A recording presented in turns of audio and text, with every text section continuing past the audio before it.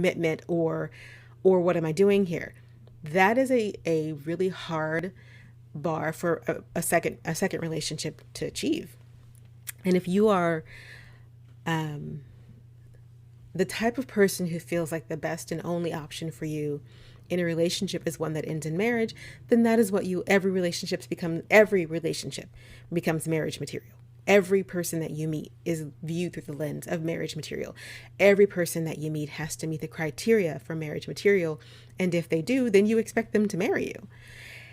Instead of allowing people to come to you whole, happy, and complete in and of themselves, enjoy each other's company, and possibly see what happens, the burden of, or the pressure, excuse me, not the burden, but the pressure is on from date one.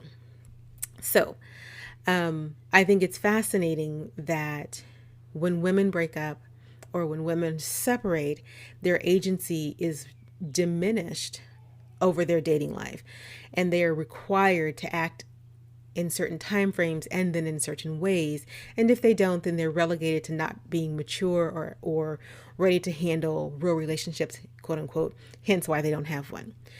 And I call bullshit on that, because I think agency over your relationships is probably the one place that more people need education on. Agency to understand that you actually have to and have the control and the power over whether or not you're whole, happy, and healthy. And by putting these huge parameters around every relationship instead of letting them just flow, you find yourself constantly going from relationship to relationship that don't serve you, instead of going from relationship to relationship because that's just what you want to do. And for the people out there who are like, I don't ever want to get married again, I don't want to do anything with anybody again, I don't want to have sex again, I don't want to do anything, that's agency. That's agency too. But it's also agency to say, all I want is a companion. I don't ever want to get married again. Or all I want is time to travel the world, raise my kids, do whatever. I'm not interested in anything but the occasional friend with benefits. It's also okay to say, I would like to get married again, but not right now. And it's also okay to say, I grieved this relationship for a long time. I don't need to grieve anymore. I'm ready for the next big thing. And if that means marriage, bring it on.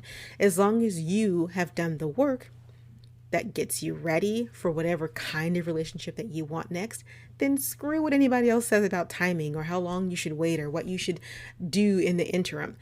Forget that.